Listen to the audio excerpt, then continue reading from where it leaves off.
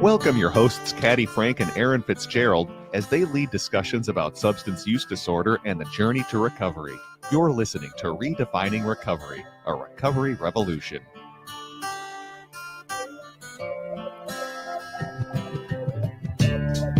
Well, good day. Here we are on a lovely day in Minnesota, somewhere in the fall of some kind. I've got a lovely human across the mic from me. Say hello, whoever you are. Hey everybody, how's it going? And what's your name? My name's Darnell Cox. Hey, this is Darnell Cox, and we're going to hear more about him. But first, I'm going to thank our special, generous donors and funders, Patrick Amy Butler Foundation, Otto Bremer Trust, the Sauer Family Foundation, the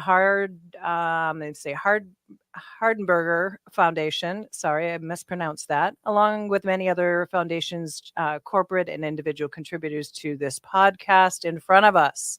So Darnell came in a little bit on the, what am I doing, Caddy? And I said, Darnell, it's a little bit of a surprise because I think when we've prepped people, they're like, oh gosh, what do I say? How do I say it? What am I supposed to say? So I gave him just like a couple of tidbits. So again, my name is Caddy Frank. I am from Minnesota Recovery Connection, a woman in long-term recovery. So Darnell, who are you? I am the Director of Operations at Minnesota Recovery Connection. I actually started at MRC as a volunteer about 2 Januaries ago. Stopped in for some community service hours, and I fell in love with the organization. I fell in love with the work, CPRS work, giving back to the community, and I found my home in this place. And I love our mission. I love what we're trying to do. What is it about our mission that sort of speaks to your heart? Just giving individuals the voice and saying, okay, walking alongside you, where do you want to go with your recovery? Because everyone's recovery is different, and everybody's recovery is their own journey. So we're not trying to push an agenda. We're saying, what do you want to do? That's great. Let's make it happen. Yeah. Oh, that's great. Let's make it happen. I like that. So one of the things you talked about initially is you said you came in doing community service. There's a lot of people that listen to this show and they're like, what does that mean? And why did he come in? So if you're comfortable, tell us, what was your community service and what did you have to, I call burn off, in our world? Yeah. So I have some justice involvement in my background, quite a bit, as a matter of fact. And so something called a departure from the guidelines with the court system. So it means that you do not go to prison. Instead, they're going to give you probation. Part of my deal was 80 hours of community service and then 20 a year going forward. That I have to be involved in the community, to give back and do the community service hours. So I had a bunch to do, and I needed to find a place to do it. And I heard about the MRC, and it just fell into place. And that's what I love about recovery. It's like you do the next right thing, and it's like a snowball, and it just gets bigger and bigger. The next thing you know, like I would have never thought I would be sitting here, caught some caddy, doing a podcast. Yeah. Any of it. It's just amazing. Well, I think that's one of the things that you've told me, and that is, when we've talked about how you've moved along on this journey with Minnesota Recovery Connection, is that you're grateful, you're thankful, but we've been actually able to fill a little bit of a void that was lacking in your story, right? We've been able to show up and sort of say, who are you, Darnell? Unfold in front of us, right? Mm-hmm. Yeah. And we've been able to see some incredible growth that's taken place.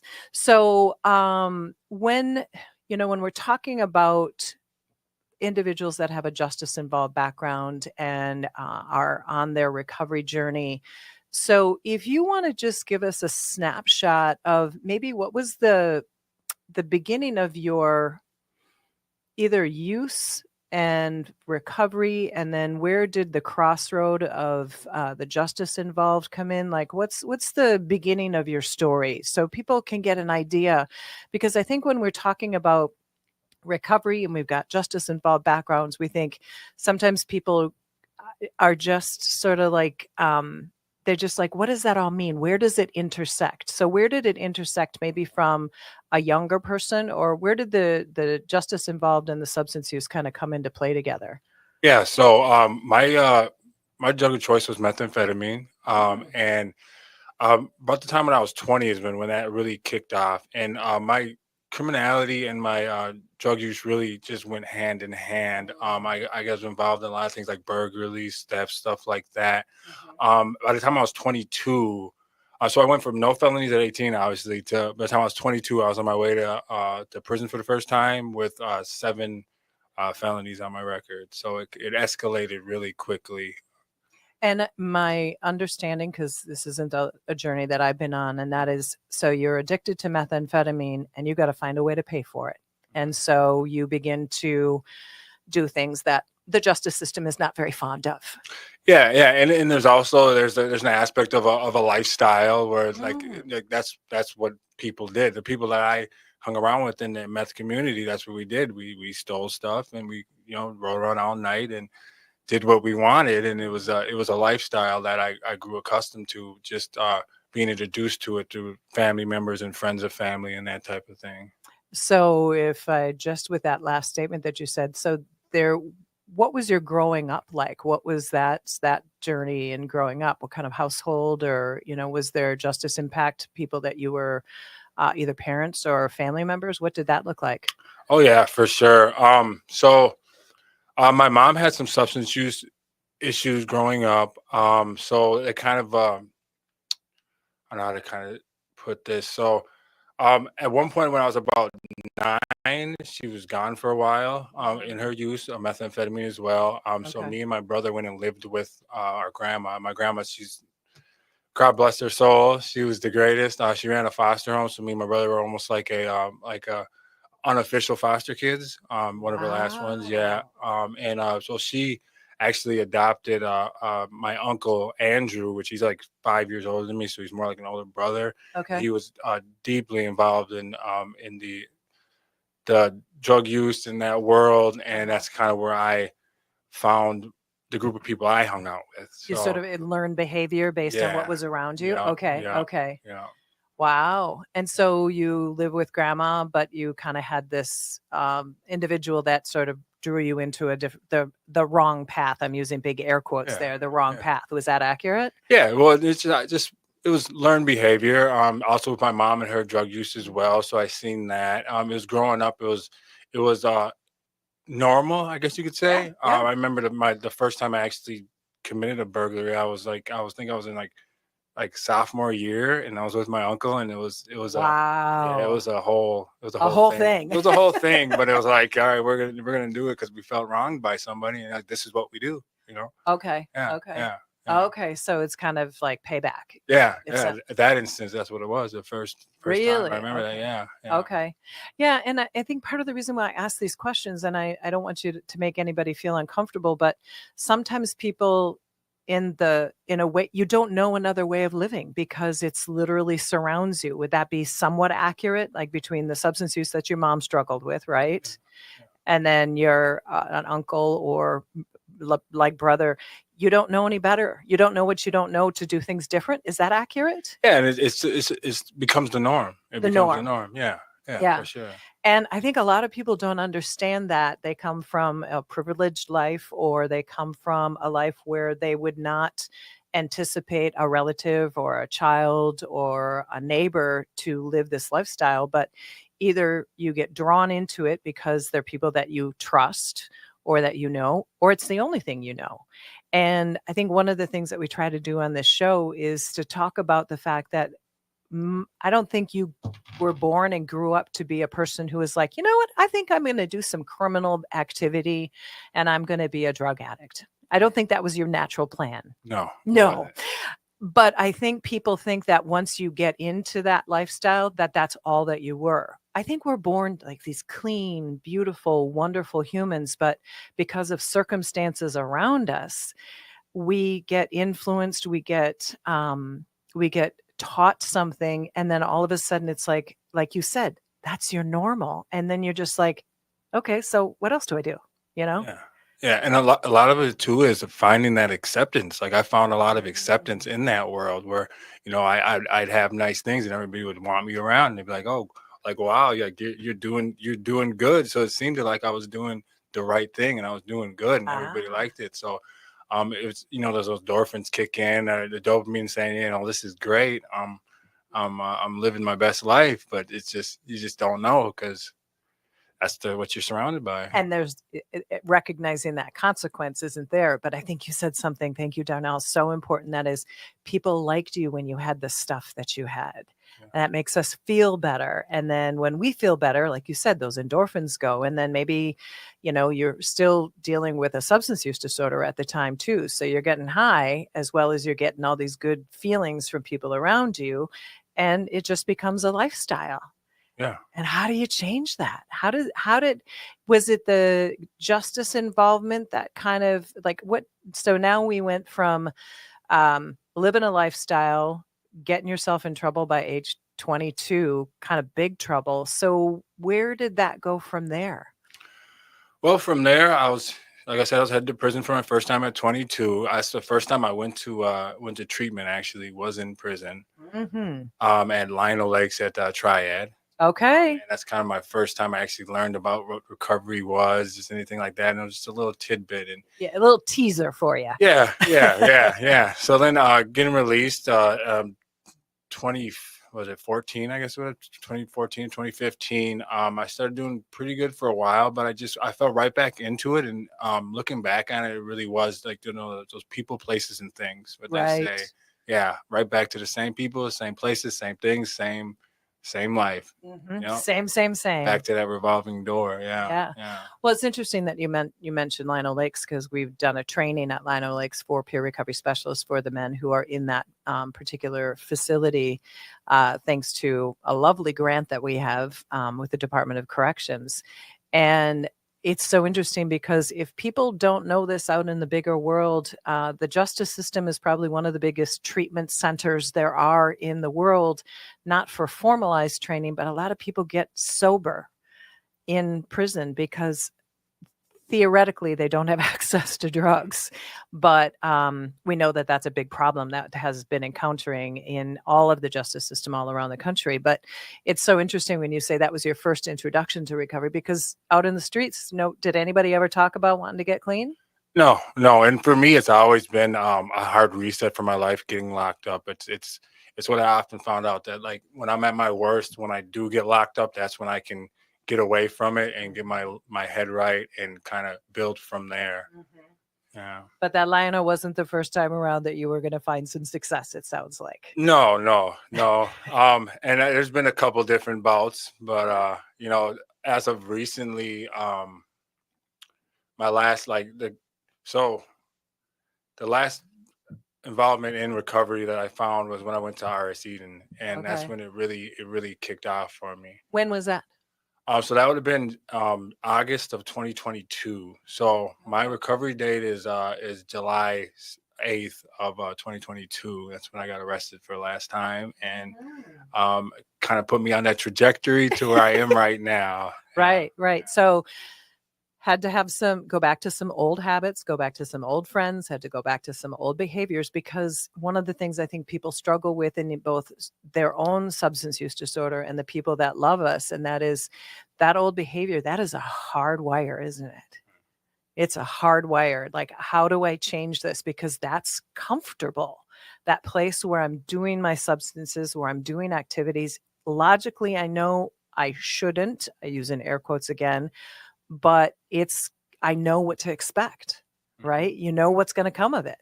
Yeah. You're going to be accepted. You're going to have the things that you want. People are going to like you. You can still get high. You can still live that life. And I think the thing that's most important about people who are trying to help people who are trying to get away from substance use disorder is that trying to break away from that real comfortable track, it ain't easy. No, it's not. It's not easy, because you know what to expect. And when we're talking about recovery, it's the unknown. It's that space where if I make a change, then I've got to change. How do I change? Yeah. What were you going to say? I was going to say that it's embracing that uncomfortability of making that change. And a big part of it for me was finding that new identity as a person. Like, I wouldn't say I'm a different person, but I evolved to where I am today, where I'm no longer living that lifestyle, I found my new identity as a father and as a man in recovery and as a support person for others. Wow. We're gonna take a break in about a minute or so, and I'm gonna ask you to elaborate on that. But I think what you said is so important for people to understand, and that is when we do find our recovery, we really do. I know I did this back in the day. I was going to my AA meetings, and I remembered when I walked into an AA meeting, I could take off my cloak because when I was out on the street, I kind of had like this protective shell that I had on because it's like, can I identify as somebody who was an alcoholic at the time, or who do I have to pretend to be? Then I would go into my AA meetings and I would take off my cloak and I could be real present. But then we have to make that transition when we go into recovery and say, I'm going to take off that cloak forever. So we're going to take a break real quickly here and come back. Thank you for listening to Redefining Recovery, Recovery Revolution, sponsored by Minnesota Recovery Connection. See you in a couple of seconds.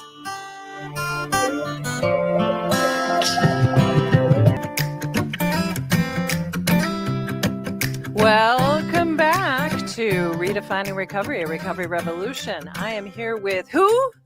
Darnell Cox. There he is, Darnell Cox, and I'm Caddy Frank. When we walked away for a break, Darnell was talking about he had to make like a real life transition from sort of changing the way he thought about maybe who he was still inside there, but who you've become. And what was that new road that you had to journey onto? What did that look like? How did you have to change your brain space? Well, a lot of it was just finding my new identity in recovering as a father. So growing up, my dad was not there at all. I kind of mentioned earlier, my mom, she had her own kind of struggle she was going through, so she wasn't present the entire time. Mm-hmm. I had a lot of abandonment issues growing up. Yeah. Sorry. Yeah, no, it's fine. I just realized at one point that I was putting my kids through the same thing. That's when it really like kicked in for me and said, I need to do something different.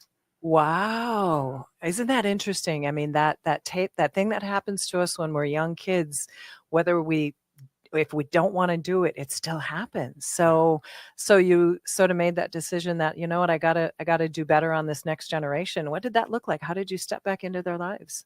Well, I'll go back to my last reuse to kind of just tell you how this kind of played out. So I was doing pretty well. Me and Bree, one of my kids, we were doing pretty well. We were both sober. I wouldn't say in recovery. Mm-hmm. That was looking back. That was our main downfall. So I was building houses. I got a job framing houses, and I just got out of treatment at Kinnick Falls. So okay. I ended up getting a townhouse in Woodbury. We had the kids back, and it was right before COVID, so we had a bunch of COVID relief money and taxes back. And from the outside looking in, it looked good. Right? Yeah, you had everything you needed at that point, didn't you? It looked that way. Yeah. But on the inside, though, we were lonely in our own environment. We didn't have any. We weren't involved in the recovery community. We didn't have friends. I would go to work, come home sawdusty and tired, and lay around, and it just wasn't fulfilling in lifestyle. And we both kind of remembered back to the times when we were in our addiction, and we had things, we had people, it was exciting, and all the money in place we thought we could use successfully. Mm-hmm. It de-escalated really quickly. Let's put it that way. Yeah. It did. Yeah. Because you went back into that comfortable place. You knew what to expect. You were trying to live a sober life, like you said, but then that wasn't as fulfilling. And COVID hitting would have been just another layer on top to just that isolation. Yeah. So it de-escalated to what? To the kids living back with their grandparents. We lost the house in Woodbury, and me and Brie were both living in our vehicles, and I was on the run again, fully prepared to say, when they catch me, I'm going back to prison. Wow, that's a lot. Yeah. Wow. Yeah. So literally homeless, living in a vehicle, trying to survive, and you were using at that time? Oh yeah. Yeah. Okay. And then the story And then continues. the story continues to on July 7th of 2022, on my way down to TI Casino, I got arrested. And TI, what's Treasure Island. Treasure Treasure Island. Island Casino. Yeah. Okay. I was on my way down there and I got arrested. Went through the whole fake name to the cops and they figured it out. And I was sitting in jail, and I found myself in Dakota County Jail. That's where Hastings is at. And Yeah. they sent me back to Washington County. That's where my warrants were, and I was already on 2 departures. So my probation officer was not happy with me. Not happy with you? Not at all. Not at all. Like, Not at all. Darnell, what are you doing coming back to me? I don't want to see Yeah. you. Well, she was recommending execution, sending me to prison. Okay. And I wouldn't have seen the judge. And this was actually on my birthday. So it was kind of crazy. Yeah, July 18th. I went to go see my probation violation judge. And he said, Darnell, you look tired and you look beat up. Are you finally ready to make a change? And I said, yeah. And he said, I'm gonna give you one last shot to go to treatment again, because I've already been to treatment. You tried that one out a couple times. Yeah. Let me ask you a question real quick. So when you see that judge and they see that, and this person's seen you before? Yes. Okay. And so they're looking at you and they're seeing this tall, probably drawn out, lovely human who's just made another step, but he saw something in you. What do you think he saw? I think big part of it was when I do well, I do well. Okay. And then once I fall off hard. So Okay. he's seen me doing well. Again, I was on 2 departures, so I was doing really well in order to get those departures. They're like, he's really succeeded. And then I just do a swan dive into the depths, and then it's like, and then I disappear, and then they catch me. It's like, let's try this again. So okay, so I just want to point out that I think it's so interesting that even these people that can put down harsh rules and harsh expectations on people, they can actually see the light in somebody too. And I think that's one of the things that we try to help people see that are trying to achieve their recovery, and that is not everybody is against them. Right? mm-hmm. It might be a little hard road to toe, but so this judge said, okay, we'll give you one last chance. And where did we go from there? Yeah, so he said he'll give you one last chance. And then initially I was trying to go to Berkwood, but my PO was like, no, we're not doing that again. No. She said Iris Eden or nothing. That's what she told me. And Iris Eden, it's a stricter program. It deals a lot with people in the justice involved sector, so they don't play no games over there. And no play no games. No. Okay. No, so I get there, and actually it really worked out for my favor. They just opened up a family program for men and women, married women, men and women, and their children. Nice. Yep. And at the time, my kid's mother, she was not ready to find recovery, but I talked to my counselor and I said, hey, what would be the odds of me getting into this step down program as a single father with my kids? And they said, it's not gonna be easy, and I can't make no promises, but we'll see how things go if you put in the effort. And yeah. Wow, look at you, groundbreaking Darnell, trying something, because that's relatively unusual, isn't it? Yeah. To have a man come in and want to do that single parent because their partner, for whatever reason, is just not on the same page. Look at you. Yeah. You're just amazing. You're even more amazing than I know you to be. Keep on telling us the story. Yeah. So then that's when I put in all the effort I could into that. I put that as my goal in mind, is to get involved in that. They call it the Lorraine Houskin Center over there.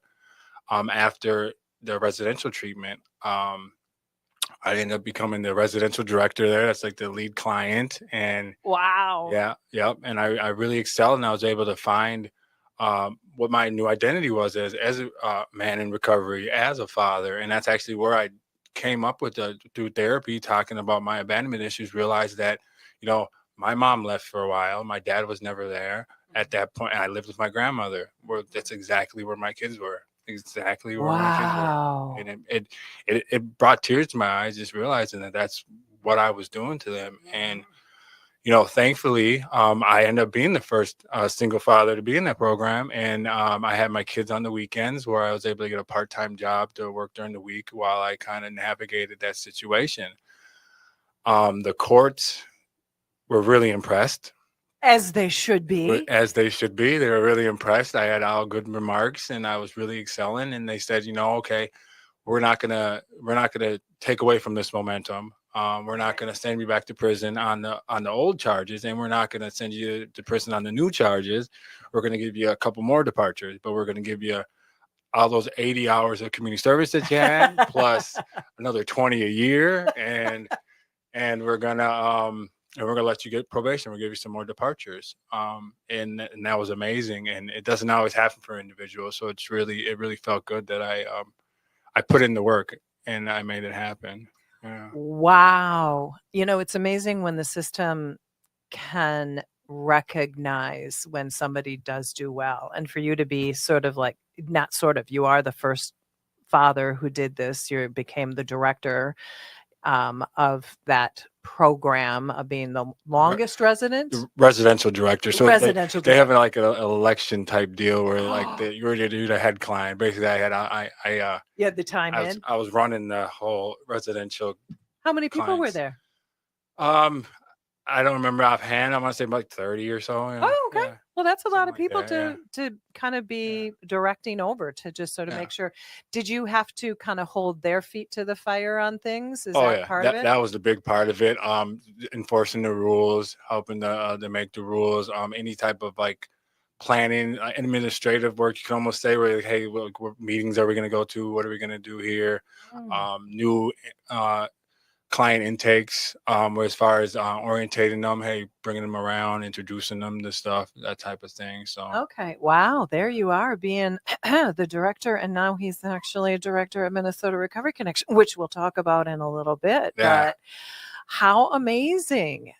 See, I get filled in on people's stories when I do this radio show, because I know Darnell I'll say the first time I met you was like 2 years ago, and you were still a volunteer. And here I'm seeing this, lovely human shows up at the office, and I'm thinking he's this swinging single guy, just like living life, and found his way to Minnesota. I find out he's got 3 children, and he's got a wife, and he's got a van. You were just getting a van at that point. And it's like, you got 3 what the heck is going on here? We get a picture in somebody's mind. And so that's where a lot of assumptions come in about, somebody comes walking into Minnesota Recovery Connections door. And one of the things I try to help people in the class that I teach, and that is, don't make assumptions. Well, I made a bunch about you. Sorry. But then when you told me, I'm like, look at this incredible human. And now I get to find out even more about, we are so much more than what we look like on the surface, and maybe what we're going to like let out initially. And so when we begin to unfold in front of people, and I think that's part of the recovery process, is that Darnell is literally unfolding in front of me right now. But when people are looking for their recovery, they're going to like shed that onion skin, like one layer at a time, right? yeah. Is that what you encounter when you're dealing with people? They're not going to let the whole thing kind of just like drop down in front of you, are they? No, and it has to do really with letting out that trust and kind of just leaving little breadcrumbs and seeing what they can trust an individual with. Being in the recovery lifestyle, or even in addiction, you can't always trust everybody in your addiction. So just being really guarded and just letting a little bit out and seeing where they take it and seeing if they can be trusted with it. And if they can, give a little more and see where that goes. Yeah. Wow. Okay. So now we have gotten to what time? Where are we in your story? So now we've gotten to R.S. Eden, where Superman, where you've gotten time with your children on the weekends. You got a part-time job. Tell me more. Yeah. So then I really found in Minnesota Recovery Connection my love of the work and my love of the mission, and I found my identity in recovery is a man at Minnesota Recovery Connection. And fast forward into that, I now got hired on last year, and I've been working there ever since. Yeah. Well, and I think it's so interesting, because when we were thinking about giving Darnell new opportunities at Minnesota Recovery Connection, we're like, he's going to be a really good peer recovery specialist, because he's just got that heart.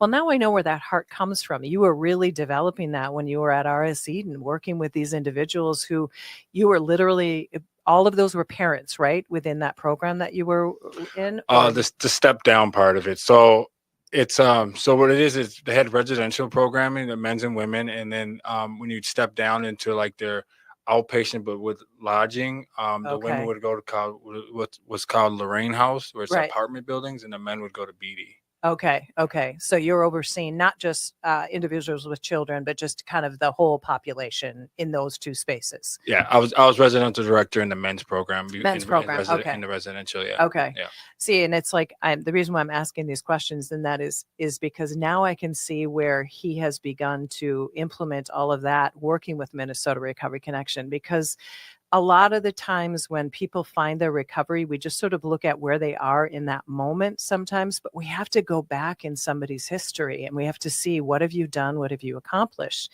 And one of the things that Darnell helped me with when we were doing the Walk for Recovery this past September was Caddy made her own sort of map for the Walk for Recovery, and I did okay because I was sort of rejamming stuff. And then Darnell very politely came up to me and said, Caddy, so I built houses. And I'm like, you what?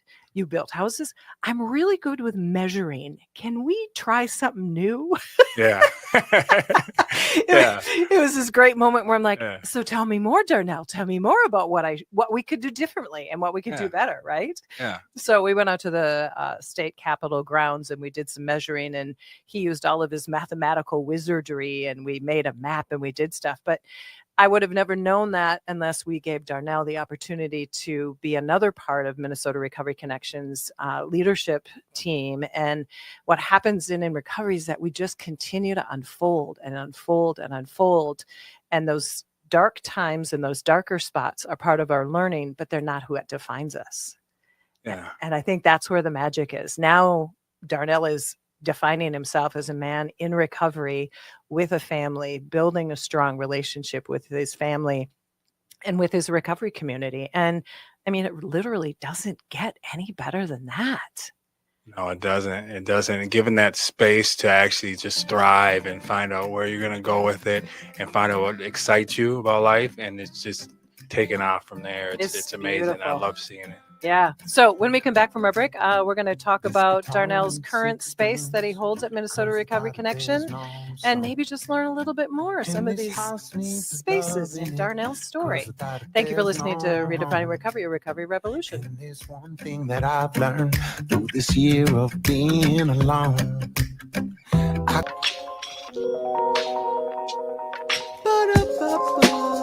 Welcome back. Welcome back. This is an amazing group that we had that played at our Walk for Recovery. I can't remember their names, but they're beautiful anyway. Right, Darnell? Yeah, they're wonderful. Oh my gosh, it was so great. So when we left the story, we are hearing about amazing Darnell making his journey from a hard growing up to a man who lived a lifestyle, who kept him comfortable, gave him everything he needed at the time, the substances he wanted to use, the lifestyle, the things that he wanted to be successful. Then he's like, okay. And like I say, Johnny Law came knocking on several corners in Darnell's life. Just kept Multiple times. Yeah, kept coming around. And then we have this amazing time when a judge said, we're going to give you one last chance, Darnell.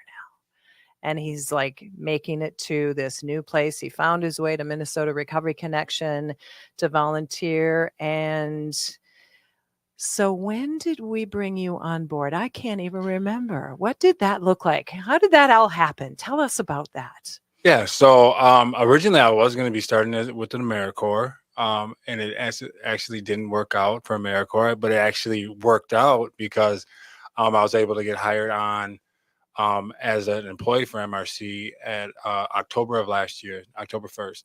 How time flies. Yep. Yep. Wow. Okay, that's right. So you were going to come on to Minnesota Recovery Connection through Recovery Corps, which is an AmeriCorps program. And there were some bumps in the road that we had to sort of figure out, what do we do next? And then we're like, ooh, I think he'd make a really great peer recovery specialist. And then what? And then I got hired on, and it really worked out because at the capacity that I was able to work on as a CPRS, I wouldn't have been able to do everything that I was able to do as an AmeriCorps. So it really worked out, and I appreciated it. Yeah. Yeah. Well, and it's so interesting because when things don't work out in one way, we could get really disappointed. You could go down a dark hole, right? I mean, have you gone down a couple dark holes in your life? I've been there. Uh-huh. Oh yeah.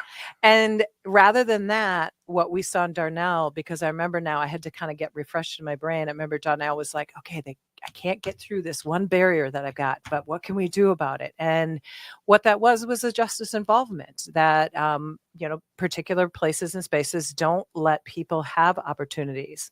But here at Minnesota Recovery Connection, we say, and we look at Darnell and we say, oh, let's welcome that justice involved background, because that's where the value is. Because you came on, you took the class from Minnesota Recovery Connection, took the RCA, the Recovery Coach Academy with me. Mm-hmm. And then we brought you on and you're working. And tell some of the listeners about how your lived experience has helped people journey into a better recovery because you have your background. Yeah. So, and I always love to touch on this, how my story went full circle. Whereas I touched base on it earlier saying, I got arrested and I went into Dakota County Jail. That's how my most recent recovery journey started. On Wednesdays, I go into Dakota County Jail and I meet with a group of individuals who are in programming there, and I help them with recovery resources and support, and just being able to tell my story. It's like I've been in that position before. I've been in this jail. I've been in those jumpers. I've seen the inside of this place before. So. Right. Oh, isn't that amazing? You're right. So the last time you were there as a participant within that system, and now you get to come in because you get clearance to go in and help the individuals see what's next. What has that experience been like? Like what have you been able to show them and kind of give them as tips and tricks? Yeah, I've been able to show them that. I mean, it's definitely possible to make that change and to find that new identity and then figure out, what do you want to do with your life? When you get out of here, what is your goals? What is your plan? Let's foster that. Let's figure out the next steps to that, and let's go from there. And I always love too when I run into somebody that I knew. Ooh, that is tell me about that is the favorite part of my job. Tell me more. Tell me what that's like. Because you get to see the person's face when they realize, like when they seen you at your worst, yeah, and then now they see where you're at now, and they say like, what the heck happened? Well, I'll tell you what happened, and it can happen for you too. It can happen for anybody. It's making that next right decision, the next decision to say, I want to make a change, and let that snowball, and just saying, hey, let's see where this journey takes me. Recovery is always a journey, and you'll never know where it's going to take you until you hop on and just ride it. Yeah. Well, and I think that's the importance of peer recovery services, what Minnesota Recovery Connection does, because you get to literally walk alongside somebody and say, I have literally been in the same place as you. And I don't think there's anything more affirming. I know as a woman in recovery, when I can talk to a woman who struggled specifically with alcohol use, and they say, man, I just don't know how I'm going to make it through because it just makes me feel better to drink. I'm like, I get it. It's your friend. It's a place that you totally understand. And so now you get to look at some of these men and helping various individuals in different stages of their journey. So you've been working at Minnesota Recovery Connection since last October, and you have been, how long were you doing peer recovery services? And then we just sort of like kept building on your pie that you are now filling in. So the pie started getting built pretty quick. I can't exactly remember when I started getting more kind of areas. I remember back in, I want to say December-ish, we were really getting involved with RDP, and it was like, okay, somebody needs to figure out RDP. So recovery data platform, which is our documentation platform. Yeah. And Darnell, we found out he's got a secret sauce with the computers. Yeah. Oh my God, you have no idea how excited we were when we realized this. And this is part of that unfolding, folks. This is part of that unfolding. You don't know until you ask what somebody's able or capable of doing. And I don't know who it was that asked you, but they just said, okay, Darnell, what about this? And what did you say? So I love computers. Yay! That's my jam. I'm really comfortable with, and if I don't know it, I'll figure it out. And that's kind of something that I've picked up in my addiction, where just dealing with electronics and that type of thing. So, I was really comfortable with that situation, and I really was happy to take on that role.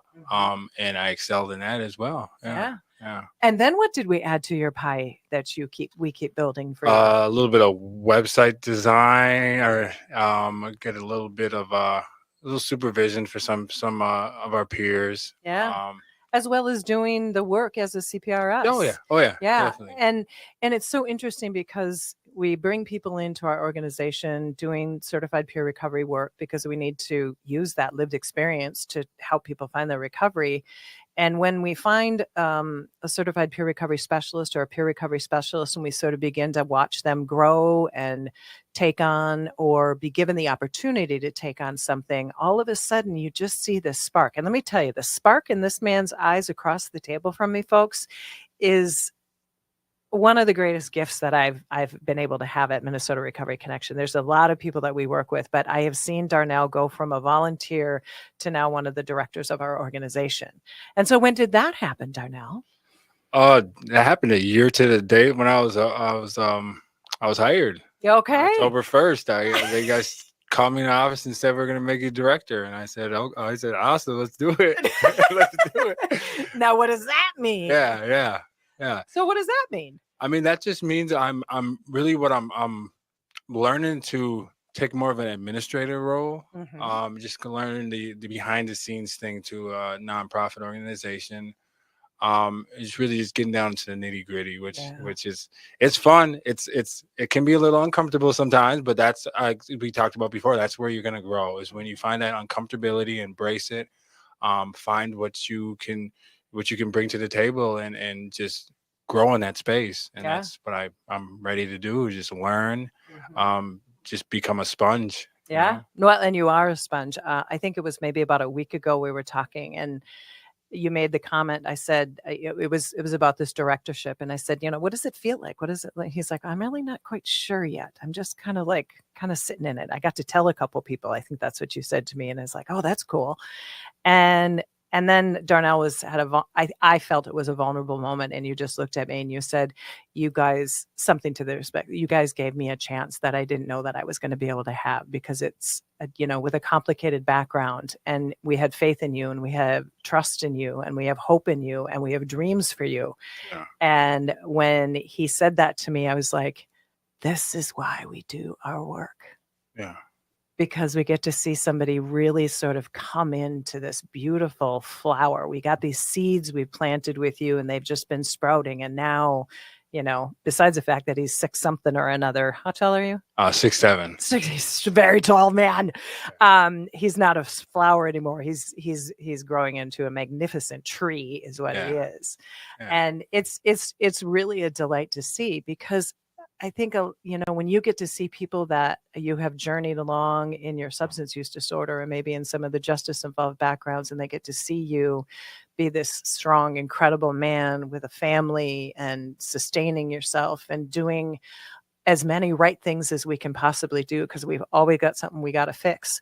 It just says so much to our recovery community and to what recovery can look like in the big picture. Like when you get to be in a photograph for the Walk for Recovery, and this is Darnell Cox, Director Operations. What are you, Director? Director of Operations. Okay. Yeah. Can't remember what everybody's position is anymore. It just says, look at this human, because this is what recovery looks like. And this is what we walk around talking about all the time. So tell us another story that might just entertain us about your life. Tell us about your kids and your family. What does that look like? It can be a little hectic sometimes, but I love them to death, and it's so rewarding to be there. So little background, me and Bree, my kid's mother, we're back together now. She found recovery. So she's a little over a year and a half in recovery. She's involved in our PAC, our peer advisory council. Shout out to Bree. Woo woo, Bree! Yeah, she's amazing, and I really like that we're both in recovery now, but we keep our recovery kind of separate, just in the aspect of her recovery is hers and mine is mine, and that's a healthy way to kind of do things. Mm-hmm. Yeah. And you got 3 little people. We got 3 little people. Yep. What are their ages? 9. My daughter's birthday was actually yesterday, so she just turned 4. Oh, my son will be 6 on the 16th. Wow. He's got a busy household, everybody. Oh yeah. Busy household. Yeah. No, it can get a little wild. So we ended up getting a house now in Oakdale. So we moved in last November, and we've been there, and it's just been flourishing. It's been amazing. Yeah. Yeah. And I know Bree, besides working with the PAC at Minnesota Recovery Connection, she's volunteered for a very long time and took the class to become a peer recovery specialist. And I know that's a dream that she has. We had to kind of get through these little people phases, I think, for a little while before that dream can unfold. But when Bree came in, and you two were kind of like these two separate entities. It wasn't like, you were. I didn't know the true connection, and then all of a sudden I'm like, oh, these two people belong together. Oh, that's what. But Bree does have her own recovery. I mean, she really does. Yeah. When she came in and she does her stuff, it's like she doesn't say a lot about Darnell and what Darnell's doing. It's like, hey, what can I do for the Peer Advisory Council, Caddy? What can I do for the events that are going on? When she was volunteering, what can I do? Where can I go?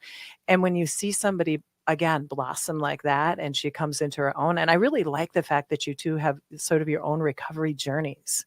That's super important. So what'd you do last night after you left work? Because I want yeah So I actually went out to Frogtown Recovery Cafe to go play basketball at the men's basketball night. So it was fun. A great group of guys there. We actually take part in the men's peer circle beforehand. So it's a support group beforehand, and then we play ball for a couple hours after. Sweet. How many guys?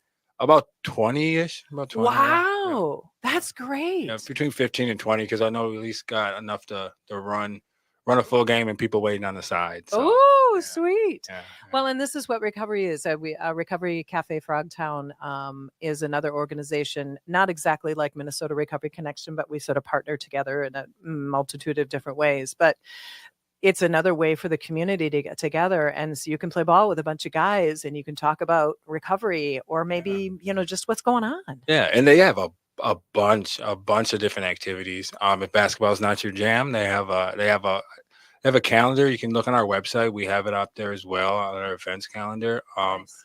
I know, like they have I want to say knitting or stuff like that, or they have support groups. They serve food on a regular basis. Food, yeah, so this is a bunch of activities. Yeah, they've got it. So Recovery Cafe Frogtown is in essentially the east side of St. Paul, west side, Frogtown area. Frogtown area. Okay, where it's Frogtown. Yeah, I'll just figure out Recovery Cafe Frogtown. Yeah, can't remember exactly where it is. It's over there in St. Paul, but this is what we try to do. Is I remember the beginnings of Frogtown and them sort of kind of pulling themselves up by their bootstraps and becoming this organization. And what they are is they're just community based and community led and are doing the right thing. So we're about ready to close out this conversation. Darnell, what was this like for you?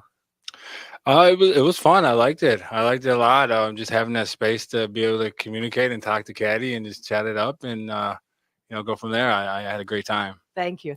Well, for me, it's always wonderful because I get to see a little bit more of Darnell and also see how incredibly powerful our recovery community is and how it really spreads all over. So thank you all for listening. Be sure to donate if you can, become one of our donors, sponsors, and listen to Minnesota Recovery Connections, Redefining Recovery, Recovery Revolution. Catch us at minnesotarecovery.org. Thank you. Bye. Bye.